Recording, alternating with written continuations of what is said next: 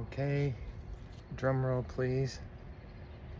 My first flower in my garden. Look at this.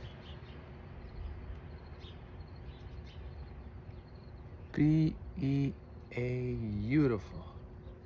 August 30th, 2024. I've had this garden going for a couple months. Got hummingbirds flying around. Oh, it's been wonderful. A little bit of heaven this morning, folks. This is my first flower. I'll call him Sunny because I had my big Sunny flower in 2017. So probably 5-foot flower plant here. Just beholding God's glory with an unveiled face, folks. These sunflowers remind me of God's warmth, beauty, and His love. And I wanted to share a little bit of heaven for you from my garden.